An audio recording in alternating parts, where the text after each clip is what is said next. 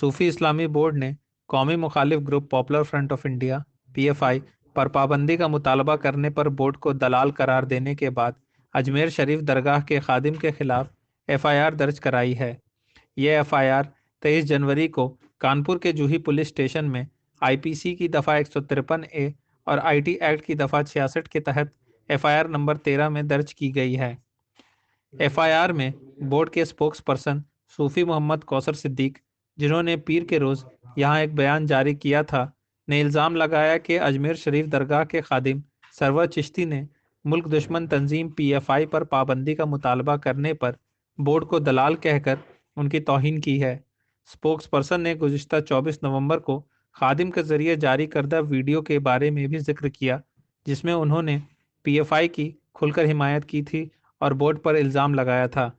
صوفی اسلامی بورڈ نے خادم سرور چشتی کو 1 دسمبر 2020 کو اپنا بیان واپس لینے اور غیر مشروط معافی مانگنے کے لیے قانونی نوٹس بھیجا تھا، لیکن خادم نے FIR درج کرنے کے نوٹس کا جواب دینے سے انکار کر دیا تھا۔